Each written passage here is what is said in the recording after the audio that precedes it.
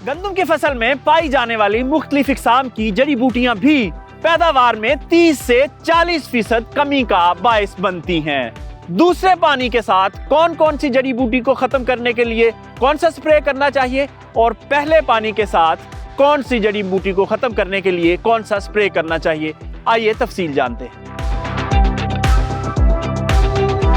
आमतौर पर दूसरा पानी 60 दिन के बाद लगता है जब गंदम का कद 15 इंच से ज्यादा हो चुका होता है। इस वक्त दो किस्म की जड़ी बूटियां फसल में आमतौर पर देखी जाती हैं, घासनुमा जड़ी बूटी और दुम्बी सिटी वगैरह। घासनुमा जड़ी बूटी चूंकि इस वक्त गंदम से मुकाबला नहीं कर रही होती, इसलिए उसे खत्म करने के लिए स्प्रे करना गैर जरूरी है। मगर ऐसी जड़ी बूटियां जो गंदम के बराबर में कद बढ़ा रही हों, उनके लिए पानी के बाद जमीन तर वतर की हालत में हो तो फौरी तौर पर स्प्रे कर देना चाहिए।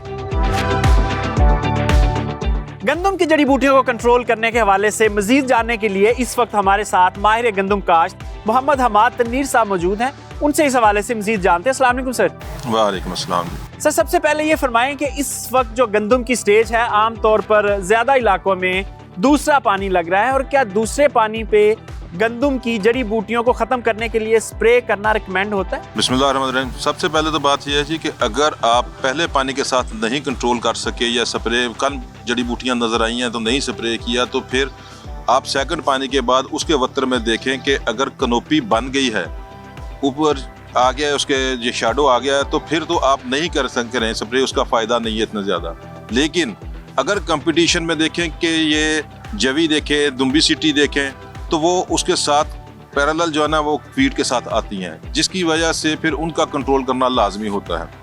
अगर उसको कंट्रोल नहीं करेंगे जड़ी बूटी को, तो आपकी जो क्रॉप है ना वो तकरीबन 40 to 50% तक लॉस में जा सकती है। यानी जो चौड़े पत्तों वाली जड़ी बूटियां हैं, अगर वो दूसरे पानी पर भी नजर आ रही हों तो स्प्रे करना चाहिए, और अगर छोटे पत्तों वाली जड़ी बूटियां हैं तो फिर स्प्रे करके ख्वामखा गंदम को स्ट्रेस नहीं देना चाहिए।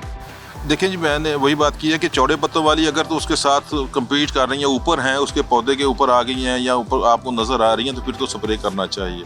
जो बारीक पत्ते वाली जवी है या दुम्बी सिटी है ना, ये तो कंपटीशन में इसके साथ ही रहती है वीट में, वो उसका कद भी इसके बराबर जी, ठीक है, दुरुस्त है। हमाद साहब ये फरमा दें कि इसकी मुआशी नुकसान की हद क्या है? बाज़ औक़ात बहुत कम जड़ी बूटियाँ होती हैं और किसान बहुत ज़्यादा स्प्रे कर देते हैं और गंदम स्ट्रेस में चली जाती है, वो फ़ायदे की बजाय उल्टा नुकसान होता है। तो किस हद तक जड़ी बूटियाँ हों तो स्प्रे नहीं करना चाहिए?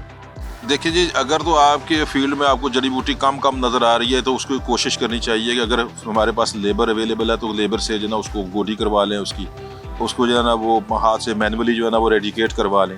लेकिन अगर आपकी जो ना वो उसके देखें कि पॉपुलेशन ज़्यादा है, ऐसे कंट्रोल नहीं हो सकती, तो फिर स्प्रे करना चाहिए। हमाद साहब ये फरमाएं कि इस वक्त बेस्ट सोर्स क्या है इसको ख़त्म करने का? आपने अगर स्प्रे करना है तो अच्छी किसी कंपनी का करना है, और जहाँ पे आप कल को क्लेम कर सकें कि जी हमने आपसे स्प्रे लिया था, इसने काम नहीं किया।